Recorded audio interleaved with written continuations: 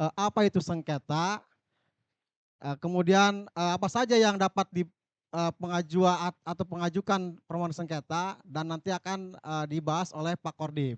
Nah, di sini sudah ada Pak Kordip sengketa, yaitu Pak Sumantri. Selamat pagi Pak Sumantri. Kemudian Pak Samsul Bahri. Selamat pagi Pak Samsul. Nah, dalam proses pemilu, potensi sengketa itu merupakan hal yang tidak dapat dihindari. Karena apa? Perbedaan penafsiran aturan, kemudian, dinamika di lapangan, kemudian, kepentingan para pihak dalam, bersengketa di dalam proses pemilu.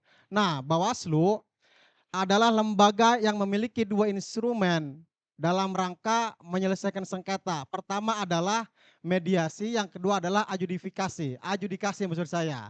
Nah, mediasi ini adalah musyawarah atau mufakat kedua belah pihak dalam menyelesaikan sengketa. Itu Pak Kordip biasa disebut oleh mediasi, bisa disebut, short time. Artinya mediasi bisa tidak dapat diselesaikan lama-lama, artinya hari itu juga bisa diselesaikan. Sedangkan adjudikasi itu dia membutuhkan waktu yang sangat lama sekali atau disebut dengan long time menurut Pak Kordip ya. Untuk itu Pak Kordip silakan kepada Pak Sumantri untuk memberikan masukan atau pandangan terhadap sengketa itu sendiri, silakan. Bismillahirrahmanirrahim. Assalamualaikum warahmatullahi wabarakatuh. Terima kasih Mas Adin atas paparannya, pembuka acara. Tentu saya sebelumnya ingin menyapa dulu ya para peserta yang ada di offline di ruangan terbuka ini. Kemudian juga para pemirsa YouTube di luar sana, masyarakat Banten yang hadir pada saat ini mengikuti kegiatan pemilu ke edisi keempat. Tentu ini adalah kegiatan yang rutinitas Bawaslu ya tentunya Pak Samsul ya, kaitan dengan pemilu log, di mana kali ini kita membahas terkait mediasi adjudikasi 2 jalan menuju penyelesaian sengketa pemilu ke depan. Nah, memang kita lihat, sebelumnya, sebelum saya membahas lebih jauh, tentu saya ingin mengutarakan bagaimana tugas dan fungsi kita sebagai Bawaslu. Di pasal 97 itu Undang-Undang 7 tahun 2017 dinyatakan bahwa Bawaslu melakukan penanganan pelanggaran, melaksanakan tugasnya menangani pelanggaran dan penyelesaian sengketa proses pemilu. Tapi dalam proses penanganan dan penyelesaian sengketa tentu kita melaksanakan kegiatan pencegahan di dalamnya. Nah, dalam hal ini kategori kita hari ini adalah Bawaslu penyelenggara pemilu. Di dalam non tahapan ini kita mempersiapkan hal-hal kaitan penyelesaian sengketa proses pemilu. Karena proses pemilu ini berjalan seiring adanya peserta pemilu di situ. Nah, ketika peserta pemilu hadir, maka penyelenggara pemilu juga akan mengikuti kegiatan-kegiatan sesuai tahapan yang dilakukan oleh KPU. Nah, tentu inilah bagian daripada bagaimana penyelesaian sengketa itu terjadi, penyelesaian sengketa itu diselesaikan secara musyawarah, dan tentu adalah bagian daripada keadilan restoratif atau disebut kata RJ atau restorasi justip ya, di mana mediasi dan adjudikasi adalah jalan menuju penyelesaian sengketa proses pemilu ke depan. Dan kami semua di Bawaslu Provinsi Banten mempersiapkan hal-hal kaitan dengan bagaimana melakukan kegiatan di tahapan ini, mempersiapkan diri, kesetariatan Bawaslu, staf maupun pimpinannya untuk mempersiapkan tahapan ke depan. Karena di tahapan ini saya pikir banyak sekali aspek penting yang tentu kita persiapkan, kaitan dengan pencegahan, sosialisasi kepada masyarakat, dan bagaimana pengertian masyarakat umum mengerti dan memahami tentang mediasi itu sendiri dan adjudikasi itu sendiri. Selebihnya nanti banyak lagi hal-hal yang kita ungkapkan di session berikutnya. Terima kasih untuk pembukaannya saja. Nanti dilanjutkan dengan lain-lainnya ya. Terima kasih Pak Samsul, Pak Sadin. Baik, Pak Samsul silakan pandangannya terkait dengan Eee, sengketa. Pak Adin, sebelum panjang lebar saya akan berpantun dulu ya. Nah, udah setahun yang lalu saya udah nyiapin pantun ini. Ya. Ke Pasarau membeli paku, paku detok di atas papan. Mediasi dulu cari setuju, musyawarah mufakat jadi harapan. Nah itu, cakep ya, pasti tahu ya. Itu udah setahun yang lalu tuh, terlaksana sekarang. Menarik mungkin, yang disampaikan tadi Pak Kordip dan di pembukaan oleh Pak Adin. Eee, kita pagi ini membincang terkait penyelesaian sengketa. Penyelesaian sengketa ini perlu diketahui sahabat Bawaslu, ada sengketa proses, ada sengketa hasil. Kalau sengketa hasil itu ranahnya di MK ya. Kalau sengketa proses pemilu itu ranahnya di Bawaslu, silakan di Bawaslu. Di Bawaslu. Eh, Timbul pertanyaan, apa sih yang disengketakan, apa sih yang dipermasalahkan gitu ya. Eh, Pada prinsipnya ada dua istilahnya, dua hal yang disengketakan ya. Eh, itu karena apa gitu misalkan. Yang bersengketa terus sengketa juga ada dibagi lagi, ada sengketa antar peserta, PSAP, dan sengketa peserta dan penyelenggara pemilu. Yang kita bincangkan hari ini adalah sengketa peserta pemilu dengan penyelenggara pemilu. Eee, Tentu itu, akibat daripada misalkan ada kerugian dari peserta itu, maka dia merasa dirugikan, dia datang ke Bawaslu untuk me apa, mengajukan permohonan, istilahnya pemohon ya, eee, si apa, yang dipermasalahkan itu SK dan, BA yang dikeluarkan oleh KPU, dan tenggat waktunya tuh 3 sejak ditetapkan, 3 hari sejak ditetapkan. Maka mereka itu dipersilakan untuk ke Bawaslu gitu Pak Adin, Pak Kodip ya. Jadi permohonan sengketa itu peserta Peserta dengan pemilu penyelenggara dengan pemilu. penyelenggara pemilu itu PSBP ya, Dikarenakan adanya objek sengketa yaitu berupa SK dan BA BA yang ya. dilakukan oleh KPU. Nah, kemudian Pak Sumantri nih ada beberapa lagi nih yang dapat Nah, kita sampaikan terkait dengan perbedaan yang mendasar adanya sengketa itu apa?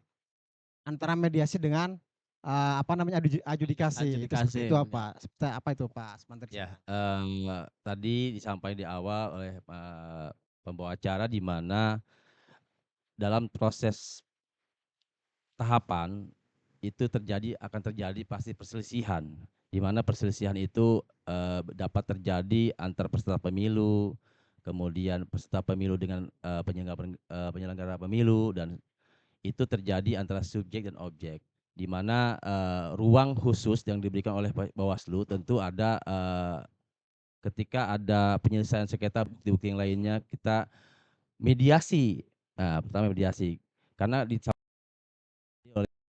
dikatakan ada peserta pemilu dengan peserta pemilu, maaf, peserta partai politik lah katakan ini. Peserta pemilu itu bisa disebut partai politik, DCT atau daftar calon tetap, dan kemudian pasangan calon.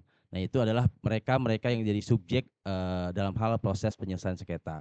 Kemudian juga penyelenggara pemilu. Ada sengketa yang terjadi peserta pemilu dengan peserta pemilu dengan penyelenggara pemilu. Nah, itu kemudian ada ruang khusus yang diberikan oleh Bawaslu nomor 9 tahun 2022 ya, Pak Samsul ya. Nah, itu kaitan dengan proses penyelesaian sengketa pemilu di mana ada pelaksanaan mediasi. Nah, mediasi ini tentu langkah awal menuju penyelesaian sengketa yang prinsipnya adalah Bawaslu menghendaki adanya sebuah musyawarah mufakat, di mana masing-masing tentu ada al-ikhwal itikat baik.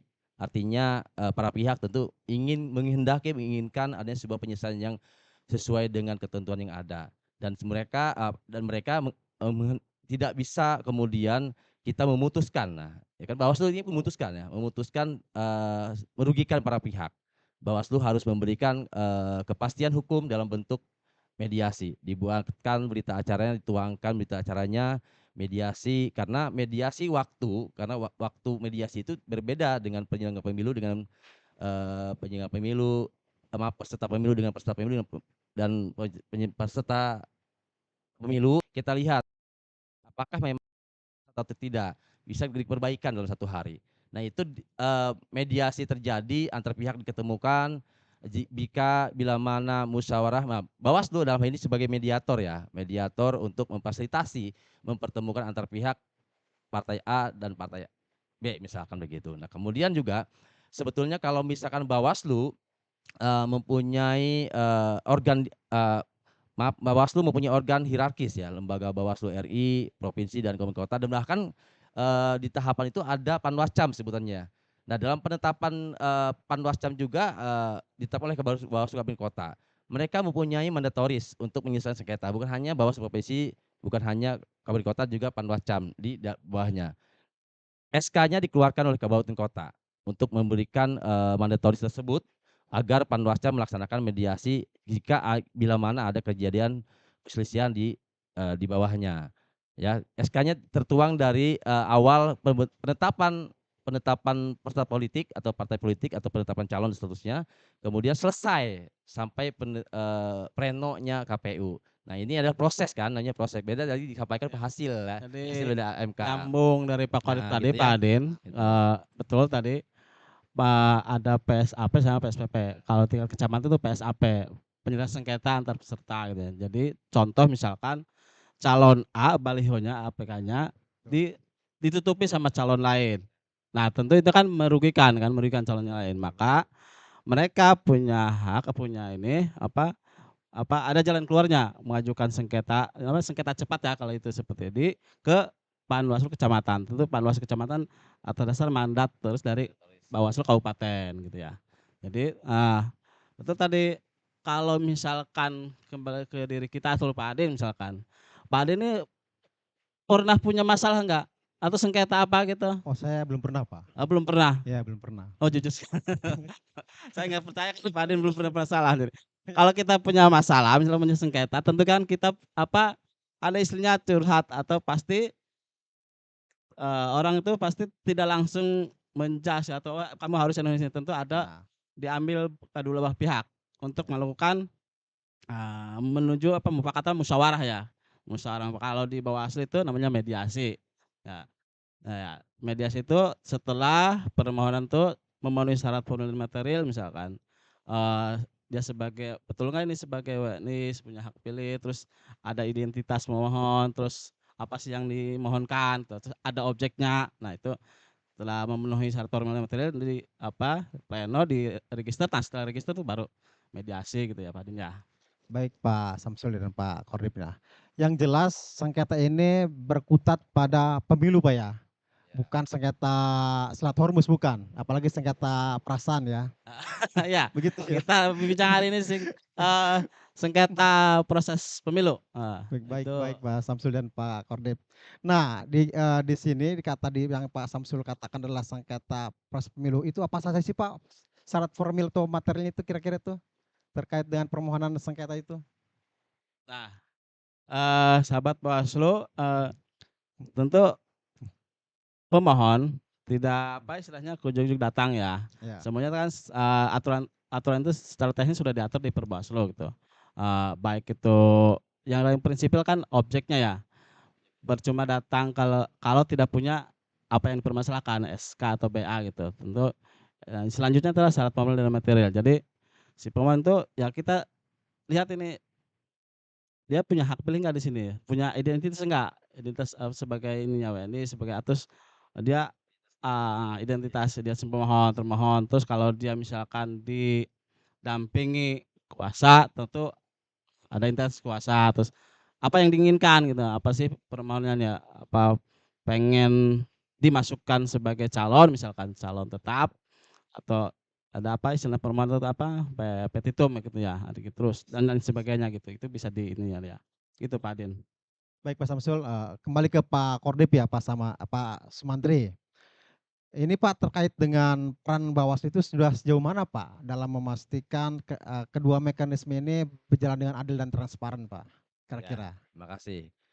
Bawaslu tentu melaksanakan tugas fungsinya setelah diatur oleh regulasi yang jelas, undang-undang pemilunya saat sudah ada, perbawaslunya, produk hukum kita sudah ada. Kemudian juga kita melihat norma-norma hukum yang ada di Indonesia sudah pastinya menyelesaikan sengketa dan mediasi itu disampaikan ya di awal bahwa penegakan hukum yang dimaksud adalah bagaimana keadilan substansi dan prosedural itu dilaksanakan oleh Bawaslu. Bawaslu tidak bisa melakukan memutuskan apa yang telah dihendaki oleh para pihak, tapi mereka tidak bisa, mereka membuatkan ya tadi sampaikan positanya, alasannya, kemudian isi dari apa tuntutannya dan seterusnya. Dan tapi kita memutuskan tidak bisa kemudian semaunya atau memutuskan tidak berdasar. Karena semuanya itu harus berdasar. Misalkan tadi Pak Mas Samsul menyampaikan bahwa ingin ditetapkan calon tetapnya, tentu ada prosesnya. Ada verifikatornya, Bawaslu dan KPU itu verifikator dalam hal keabsahan dokumen-dokumen yang telah ditetapkan. Bila mana ditemukan yang sekiranya beda paham atau beda pemahaman anasir atau analisa mereka para pihak tersebut, maka Bawaslu hadir untuk memberikan pemahaman-pemahaman bersama-sama agar dua belah pihak tersebut tidak dapat dirugikan oleh satu sama lainnya, dan solusi tentu berdasarkan win-win solution yang tidak menyimpang daripada ketentuan aturan perundang-undangan yang berlaku. Jadi kalau Gitu. kita review Pak Adin ke belakang, Ya, Bawaslu khususnya Provinsi Banten ini betul. punya rekam jejak atau punya pengalaman lah dalam Ya. hal penyelesaian sengketa. Kurang lebih ada 9 ya, 9 perjanjian. Satu adjudikasi, yang lainnya itu selesai di mediasi.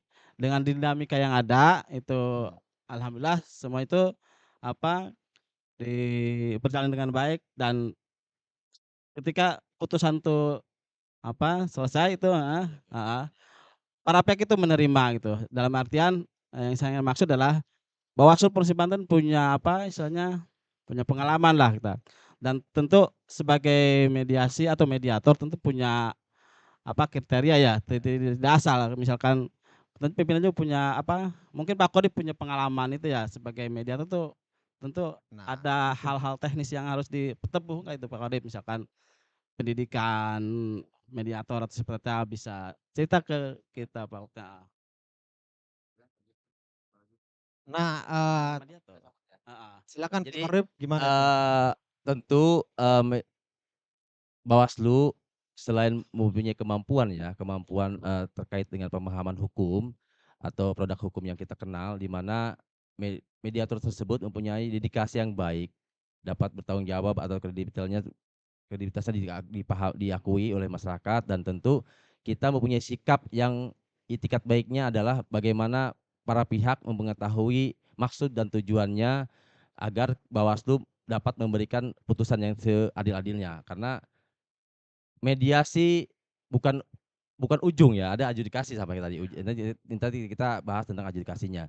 Nah, mediasi ini adalah proses awal di mana para pihak jadikan sebuah permohonan selisih antara kedua belah pihak, maka Bawaslu tentu mempunyai kemampuan mediator ya. Mediator itu ya misalkan kita Bawaslu harus mempunyai attitude yang baik, kemudian dedikasi yang baik, kemudian juga rasa empati kepada para pihak, kemudian memframing atau mengulang kata-kata yang mereka betul-betul kehendaki, di mana kami itu pengen seperti ini tapi tidak jadi kita mengulang aja, Jadi mengulang kemudian jangan tidak ada tidak sertifikatnya juga ya? ya, Heeh. sertifikatnya tidak boleh kemudian memutuskan pada saat mediasi. Tapi tentu hasil dari mediasi itu berdasarkan para pihak kesepakatannya, musyawarah mufakat tadi, di mana dua belah pihak menyetujui dan pastinya tidak ada dirugikan dan Jadi mediator tuh mereka yang ya aktif kita gitu ya, ngikutin aja alurnya gitu, menengahi gitu ya? menengahi Oh ya. gitu ya. Makasih. Nah, ini terkait dengan mediasi, Pak ya. Kira-kira apa saja kendala yang sering muncul, Pak, dalam rangka proses mediasi tersebut? Apa saja kira-kira itu? Kalau kendala memang kita tidak pantas ya, ini ini sebuah kendala, tapi ini tugas lah ya. Tugas Bawaslu di mana ada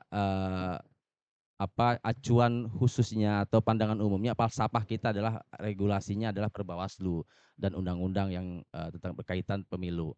Nah, di mana ada rentang waktu yang sempit, ya tadi dikatakan katakanlah proses penyelesaian sengketa pemilu, peserta pemilu dengan peserta pemilu 3 hari di mediasi, kemudian ada peserta pemilu atau partai politik dengan penyelenggara pemilu yang 12 hari, yang tentu sebelum adjudikasi itu ya 2 hari sebelumnya dipotong. Nah, kemudian tuh waktu-waktu itu tersebut tentu kita gunakan sebaik-baiknya.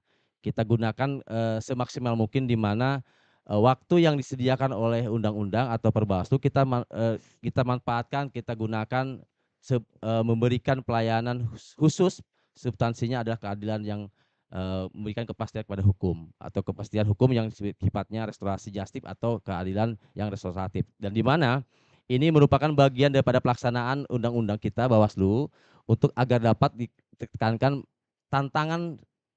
Kalau disebut tantangan ya ada tantangannya, tapi ini kan kaitan dengan kepentingan, di mana kepentingan itu semua apa namanya, para pihak atau peserta pemilu yang menghendaki adanya kekuasaan, ya kan?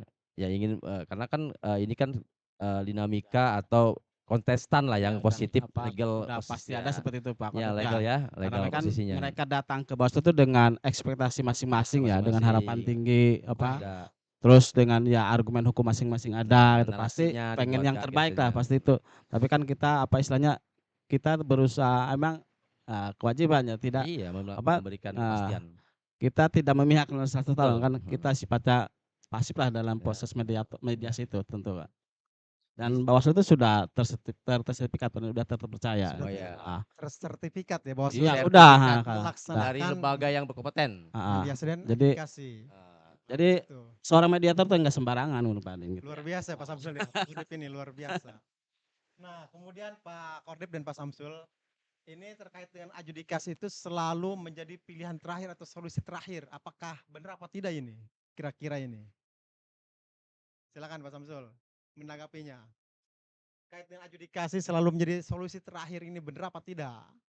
Eh kan di apa, di Perbawaslu apa, itu rangkaian proses ya, rangkaian proses dalam penyelesaian sengketa itu, Betul. eee, kalau apa, misalkan sudah terpenuhi tadi syarat formal dan materialnya, diregister, setelah register, selanjutnya mediasi. Kalau selesai di mediasi, ya udah tercapai mufakat gitu, kesepakatan.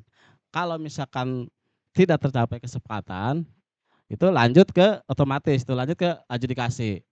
Ah, pas di proses adjudikasi, Bawaslu produk akhirnya adalah putusan Pak Din.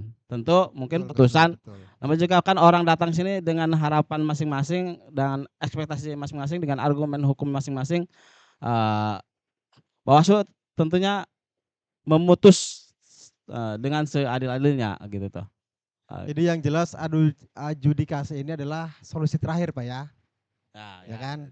Untuk apa namanya membuktikan bahwa sengketa itu bisa diselesaikan dengan adjudikasi Boleh dan nambahkan itu ya, mengikat. boleh nambahkan ya, Ya, silakan. sedikit Mas Adin, punten Mas Samsul ya. Ya. Di mana adjudikasi kan sesuai tema yang kita sampaikan hari ini ya pada pemirsa Iya, bahwa mediasi dan adjudikasi itu tentu bagian daripada rentetan atau rangkaian dari sebuah penyelesaian sengketa. Mediasi dan adjudikasi mempunyai kepastian hukum yang pasti, yang jelas. Karena kepastian yang mediasi dan adjudikasi mempunyai kepastian hukum yang jelas sesuai dengan peraturan perundang-undangan. Karena mediasi tersebut jika yang tadi disampaikan Pak Samsul, jika tidak sepakat maka lanjut ke adjudikasi. Karena putusan Bawaslu ini final dan mengikat dan memaksa bahkan di dalam putusan adjudikasi. Yang memaksa itu bagaimana para pihak melaksanakannya.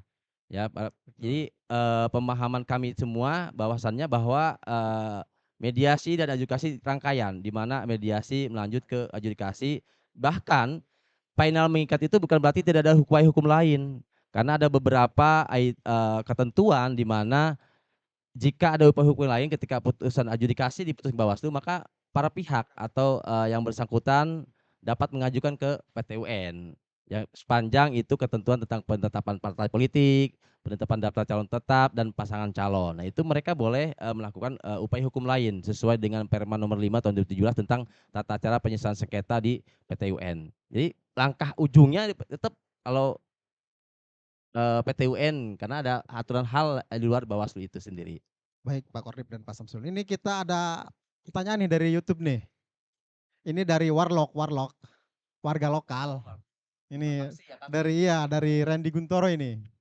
Dia beliau ini bertanya, apa dampak penyelesaian sengketa proses pemilu terhadap kualitas demokrasi dan kepercayaan publik terhadap pemilu? Itu gimana tuh Pak Kordip, Ya, Pak terima Samsul kasih. ya? Selamat, saya menyapa dulu pada YouTuber yang telah terima kasih atas pertanyaannya. Dampak apa yang telah diputuskan? Ini adalah, Bawaslu ketika memutuskan itu tentu tidak sembarangan. Karena para pihak ini mereka, ada yang dirugikan hasil keputusan misalkan ke KPU, karena para pihak ini orang yang atau lembaga, instansi yang dirugikan oleh, sebuah keputusan misalkan, karena penyelenggara pemilu dengan peserta pemilu. Nah, di mana dalam proses penyelesaian sengketanya, Bawaslu memberikan fasilitasi, mediasi, dan edukasi berdasarkan peraturan perundang-undangan. Jika mereka para pihak tidak mempunyai itikat baik, kan bahaya. Semua, para pihak harus mempunyai itikat baik. Kita pun harus punya itikat baik. Di mana itikat baik itu dirangkum melalui, pembahasan, penyampaian yang positif, kemudian Bawaslu memberikan pemahaman tentang regulasi, memutuskan berdasarkan undang-undang. Bahaya kalau kemudian Bawaslu memutuskan, yang tidak sesuai dengan ketentuan undang-undang. Akhirnya Bawaslu jadi subjek sengketa kan begitu. Jadi jangan sampai kemudian Bawaslu, memberikan putusan yang sembarangan atau tidak sesuai dengan ketentuan undang-undang. Karena ini keadilan yang substansi, prosedural, dan administratif itu dilaksanakan dengan baik sebaik-baiknya oleh Baik, Bawaslu. baik. Terima kasih. Ya Pak Samsul gimana pandangannya? Ada tambahan? Yang jelas Pak Adin, Bawaslu ketika mau keluar putusan itu memberikan kepastian hukum ya, kepastian hukum. Jadi si calon yang punya istilahnya yang merasa dirugikan ketika itu diputus sama Bawaslu, eee, dia punya kepastian hukum. Nah, jadi kalau misalkan dia putusannya A, ya A gitu ya, semua, tunduk gitu pada putusan Bawaslu gitu. Luar Kalau B, biasa ya ya nanti Pak B gitu. Samsul ya. Jadi semuanya Memberikan tunduk peserta kepastian. pemilu ya terhadap Bawaslu ya. Karena Bawaslu itu lembaga yang independen, Ya, tunduk pada independen, betul undang-undang betul, gitu. heeh. Baik. Lagi Pak Kordip, Pak Samsul nih pertanyaan dari Bung Andi Sieneper nih, Romo Andi nih. Mau tanya dong, bagaimana Bawaslu memastikan proses adjudikasi berjalan objektif, transparan dan berkeadilan itu? Gimana Pak Kordip? Adjudikasi ya? Ya, adjudikasi. Terima kasih, para YouTuber yang telah bertanyakan tentang adjudikasi. Karena adjudikasi ini langkah setelah mediasi ya. Karena memang kalau mediasi itu tercapai, tentu dibuatkan berita acara kesepakatan bersama oleh para pihak. Kemudian jika ada hal yang tidak disepakati, tentu ini masuk ke ranahnya adjudikasi. Hanya adjudikasi ini kita memberikan, penyampaian pada para pihak. Tentu adjudikasi ini dengan waktu ya 12 hari, terpotong oleh 2 hari, mediasi. Kita melihat kembali dokumen-dokumen permohonan oleh para pihak, posita dan petitumnya kita, kemudian kita lihat, dan juga dalil-dalil hukumnya kita juga lihat. Karena di mediasi ada majelis musyawarah, nah di Bawaslu juga ada majelis, ya majelis dalam adjudikasi, di mana majelis adjudikasi ini melakukan prosesi di dalam waktu 10 hari untuk memberikan, verifikasi terhadap para pihak, kemudian kita membuka bukti-bukti dan buka bukti pendukung lainnya, kemudian Bawaslu memutuskan dalam waktu yang sesingkat-singkatnya untuk memberikan, putusan yang, seadil-adilnya. Putusan itu satu, tapi berlaku untuk dua pihak. Ya, kenapa? Pasti putusannya sama, adil. Adil itu tidak harus sama, karena ada termohon, ada pemohon, Iya, tapi Bawaslu memutuskan dengan seadil-adilnya. dan proses adjudikasi juga Pak Adin untuk Ya, memberikan rasa kepastian pada masyarakat atau pada peserta, eee, digelar secara terbuka. betul, betul, Nah, betul. digelar secara terbuka, bahkan mungkin disaksikan oleh masyarakat, media dan lain sebagainya. Jadi tidak ada yang ditutup-tutupi sama Bawaslu. Itu semata-mata demi istilahnya memberikan kepastian hukum tadi, jadi transparansi lah gitu, heeh. Jadi tidak ada keraguan atau tidak ada istilahnya jangan ada keraguan atau kekhawatiran terhadap Bawaslu dalam proses penyelesaian sengketa gitu ya. Betul, Semuanya betul. dilakukan secara terbuka Pak Din. Beda halnya dengan mediasi kan, kalau mediasi itu tertutup ya. Artinya gini Bang Arsin ini ya, jadi Ya. putusan Bawaslu itu bertanggung jawabkan ya, Ya, terbuka heeh. untuk umum, majelis itu kan terbuka untuk umum. Karena memang kita ada live YouTube misalnya kan, ya bisa disaksikan oleh Ya, majelis Ya. majelis ya. majelis adjudikasi itu. Karena Bawaslu juga tidak ada kontrol di masyarakat bahwa seadil-adilnya dan juga transparansi dan kredibilitasnya dapat dipercaya dan dapat diakui oleh masyarakat itu sendiri. Harapannya begitu. Baik. Gitu. Ya, apa sama sepakat. Pak Kordip ini ada lagi Pak Kordip nih. Dari Muhammad Zainal Abidin. Banyak juga Dia ya. bertanya itu, izin bertanya Pak Kordip, apakah di Bawaslu ada pelatihan mediator untuk proses pemilu dalam mediasi? Nah, ada nggak Ya. Titra? Nah, ini kaitan dengan Pak Kordip dulu ya. Gimana itu pengalaman Pak Kordip dulu itu? Ya memang sebetulnya semuanya sih patut ya memahami tentang mediator tersebut. Karena saya alhamdulillah di Bawaslu ini pernah melakukan pelatihan terkait mediator di salah satu di Jakarta tepatnya oleh lembaga terpercaya mediator tersebut. Maka syukur alhamdulillah pengalaman di situ kita membuat mengetahui aturan ya. Karena mediasi pada umumnya dengan mediasi Bawaslu itu berbeda. Kalau mediasi pada umumnya tentu ada kasih istilah kaukus, di mana kaukus itu bertemu satu pihak untuk bagaimana negosiasinya. Karena ini kan proses negosiasi. Nah, Bawaslu tidak menggunakan kaukus atau pertemuan para pihak. Karena kalau kita bertemukan dengan para pihak, kita bertemu Bawaslu itu indikasinya tidak netral. Ya, tidak dapat dipercaya. Berat sebelah, kita tidak boleh. Maka dari itu Bawaslu memastikan netralitasnya terjaga dan tentu kaukus itu tidak digunakan. Karena pengalaman-pengalaman di mediator itu berbeda pada umumnya, mediator dengan Bawaslu beda-beda Pak Samsul ya. Mediator Bawaslu ya aturannya regulasinya per Bawaslu, tentu mediator di luar sana tentu ada kaukus itu. Itu perbedaannya yang saya Ya, pahami. pertanyaan menarik itu dari terakhir itu ya Pak Bodan, tentang pelatihan mediator misalkan. Mengingatkan misalkan bisa jadi masukan tuh buat lembaga ya, buat lembaga bagaimana ke depan dalam rangka menghadapi pemilu yang akan datang, Harus terus di melakukan tengah-tengah misalkan tahap non tahapan ini, Bawaslu bisa meningkatkan gitu ya, meningkatkan kapasitas kualitas kan, SDM kapasitas ya. kelembagaannya gitu tuh. Biar lebih Lebih mantap lagi gitu ya. mantap gitu Iya, untuk iya. menghadapi pemilu yang akan datang. Gitu, Bagus tuh lebih Pak De. siap lagi ya, lebih Ah, siap. bagus itu masukan, bisa Ada jadi lagi masukan itu. Pak Kordip, pas dari Sarip nih, Sarip Hidayat. Nih, dia bertanya, bagaimana tindakan Bawaslu apabila KPU 3 hari keluarkan putusan, Bawaslu tidak ditindaklanjuti, itu seperti apa? Ya, terima kasih pertanyaan Dede Sarip ya, luar biasa Dari ini. Sarip ini luar Jadi biasa. emang adanya sebuah sengketa proses pasti ada objek ya. Subjeknya jelas tadi sampaikan berkali-kali, ada subjeknya adalah penyelenggara pemilu maupun peserta pemilu. Nah, objek yang dimaksud adalah bagaimana putusan Bawaslu, putusan KPU dalam hal ini misalkan dikeluarkan oleh KPU. Yang putusan tersebut adalah merugikan para pihak misalkan ya peserta pemilu dalam hal ini. Nah, maka dari itu peserta pemilu dapat mengajukan penyelesaian sengketa kepada Bawaslu dalam waktu putusan setelah 3 hari ya baru dapat diputuskan. Itu ada deluarsanya. Tapi kalau kemudian Bawaslu juga memproses bagaimana putusan tersebut, mengkaji para pihak putusan KPU dalam hal ini, karena saya yakin pengajuan proses permohonan tersebut mereka adalah yang dirugikan.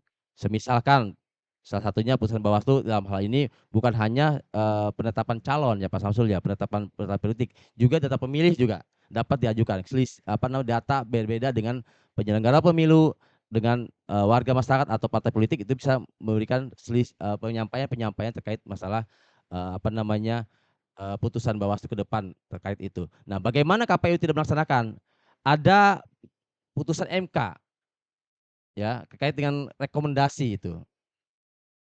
Bawaslu memberikan rekomendasi bahwa KPU tentu ini harus dilaksanakan dengan sebuah putusan. Apalagi ini putusan adjudikasi misalkan. Ini dilaksanakan KPU. Tidak ada lagi kajian lain selain Bawaslu untuk memberikan putusan. Jadi sifatnya final dan mengikat dan bahkan memaksa kalau memang dipaksakan. Gitu. Terima kasih. Tidak bisa digugat lagi ya, tidak bisa diganggu.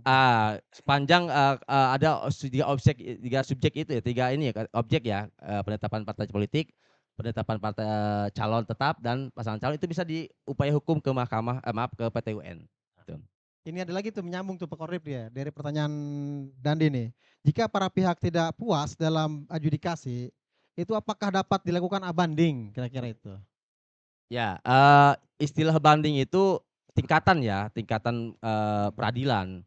Karena kalau misalkan, peradilan negeri itu tingkat pertama, provinsi atau pengadilan provinsi, tingkat provinsi itu pengadilan tinggi dan kasasi di Mahkamah Agung. Nah ini proses berbeda dengan, Bawaslu. Ketika Bawaslu putusannya terkait hal-hal yang saya sampaikan tadi 3 penetapan partai politik, kemudian penetapan calon tetap dan pasangan pasangan pasangan calon, itu boleh pihak yang dirugikan mengajukan ke PT UN, ya, ke PT UN dengan, isi atau narasi atau apa namanya, petitum yang disampaikan. 3 hal tadi, penetapan partai politik, penetapan DCT dan pasangan calon itu bisa. Ada upaya lainnya, bukan bukan apa namanya, bukan hierarkis ya, tapi upaya lain ke PT UN. Karena PT UN ini ada Perma ya, Perma nomor 5 tahun 2017 itu tentang tata cara bagaimana melakukan proses penyelesaian sengketa di PT UN. Ini ada lagi ruang di ruang itu. Ada lagi Pak Ada ya? lagi. Oh, baik, waduh Pak Korip nih dan Pak Samsul nih waktu sudah mau habis ini kira-kira nih. Apa satu lagi aja pertanyaan? Gimana? Pak sudah cukup. Gimana Pak Adin aja? Satu lagi nih Pak Korip nih dari Davina Channel nih. Izin bertanya apakah semua RSK atau BA KPU bisa dijadikan objek sengketa dan bagaimana cara menilai kerugian langsung terhadap objek sengketa tersebut? Ya, Martin. Tuh, terakhir nih. Ini dari YouTuber. Terima kasih nih YouTuber karena banyak juga nih. Jadi luar biasa nih. Jadi kalau misalkan objeknya, karena kan KPU nih misalkan disampaikan di berita acara dan putusan. Pertanyaan tadi Din, objek apa namanya berita acara dan apa, SK kenapa? Yang dapat dirugikan seperti apa itu Pak? Kenapa? Apa coba pertanyaannya? Bagaimana cara menilai kerugian Oh langsung iya, terhadap objek sengketa tersebut? putusan tersebut jika putusan tersebut tidak sesuai yang telah diputuskan oleh dalam hal ini KPU, tentu tidak sesuai dengan peraturan perundang-undangan. Bahkan selisih atau beda paham dengan penyelenggara peserta pemilu. Contoh kecil misalkan, calon tersebut dirugikan oleh putusan tersebut. Perasaan saya itu ijazahnya misalkan, verifikasinya asli, identitas saya baik dan seterusnya. Tapi ada proses pencalonan itu TMS dan apa, TMS dan MS. Seharusnya dia MS, ya kan? Tapi dia dikatakan tidak TMS atau tidak memenuhi syarat. Nah, itulah hal-hal objek atau putusan Bawaslu, maaf KPU atau BA yang merugikan. Maka proses pengajuan itulah objek yang disengketakan. Karena putusan itu tidak semerta-merta apa namanya dikeluarkan kalau tidak ada dasar. Itu contoh kecil dari pencalonan ya. Ada lagi misalkan data pemilih yang selisih. Ya, jadi selisih kaitan dengan angka dapat diajukan melalui proses, ke Bawaslu. Nah, ini proses inilah yang kemudian kita memberikan ruang objek kepada perselisihan itu sendiri. Luar biasa nih pertanyaannya nih. Jadi ada apa Mantap namanya, ya Pak Korip ya. ada putusan tentu lembaga tidak boleh sembarangan ya Pak Samsul ya. Iya. Tidak boleh melakukan putusan yang sembarangan dan bahkan merugikan salah satu pihak, peserta pemilu maupun masyarakat. Ya, gitu. Baik Pak Korip dan Pak Samsul nih berhubung waktu sudah habis ya dan mohon maaf kepada sahabat Bawaslu Ya, apabila terima banyak kasih. pertanyaan yang tidak terakomodir lah. Ya, Artinya sahabat-sahabat ini belum puas karena Pak Korip ini bukan alat pemuas ya dan Pak Samsul saya ya. manusia Iya, biasa, iya. Pak Hardin. Saya manusia Jika ingin biasa. puas-puas nanti di luar ini ya, di luar forum kita nanti di luar ya. Saya manusia biasa, Mas Begitu Adin. Pak Korip ya Pak Samsul ya. Iya, iya, iya. Kalau memang ada statement closing statement gimana Pak Korip silakan atau Oh, Pak boleh. Samsul. Iya, Eh, Pak. Ya. Ya, sweet Pak, sweet. Jadi Silakan. boleh ya, Mas Samsul izin ya. Ya, Ya, Mas silakan. Adin izin. Terima kasih atas kehadiran teman-teman di Bawaslu maupun di luar sana, media YouTuber, masyarakat Banten. Kiranya Bawaslu sesuai visinya menghendaki menginginkan adanya sebuah lembaga yang dipercaya oleh masyarakat. Dan kami tentu akan melaksanakan tugas dan fungsinya sebagai Bawaslu memberikan kepastian hukum yang seluas-luasnya kepada masyarakat agar kami juga dapat melaksanakan kegiatan prosesi penyelesaian sengketa proses pemilu ke depan dan penanganan pelanggaran dan bahkan pencegahan untuk dilakukan semaksimal mungkin agar dapat dipercaya oleh masyarakat. Karena yakin tanpa ada dukungan masyarakat, kami tidak akan terjadi dan berdiri tegak dan menegakkan keadilan pemilu dan sebuah keadilan yang substansif, yaitu dengan cara seadil-adilnya. Terima kasih. Terima kasih. Wabillahi taufiq wal hidayah. Assalamualaikum warahmatullahi wabarakatuh. Silakan Pak Samsul. Nah, Ya. kalau Ya. saya Pak Adin, tadi saya diawali dengan pantun. Saya Silakan Pak Samsul. diakhiri dengan pantun lagi. Boy, silakan Pak Samsul, ya. silakan. Saya cakep dong. Saya cakep ya. Top aja top. Kalau mungkin sahabat Basu bilang top aja top. Kalau cakep itu udah yakin itu. Pergi ke pasar membeli terasi. Membeli kain di toko sebelah. Mari gelar sidang aja dikasih. Cari keadilan di tengah masalah. Mantap Pak Samsul. Satu lagi. Kedua. Burung pipit di atas dahan. Terbang tinggi ke awan biru. Bukti kuat jadi tumpuan agar putusan tak lagi ragu. Yeay. Jadi Pak Adin, proses edukasi ini jalan tengah yang diberikan yang secara konstitusional Jalan terbaik ya. yang disediakan oleh istilahnya negara ya. Jadi jangan ragu misalkan para penyelenggara yang merasa dirugikan itu datang ke Bawaslu gitu ya. Baik Pak Kordib dan Pak Samsul, mari kita tutup saja cari dengan hamdalah. Alhamdulillah. Makasih Mas Alhamdulillah. Amin. Makasih. Assalamualaikum Terima warahmatullahi kasih. wabarakatuh. Ya, Salam hormat wabarakatuh. ya.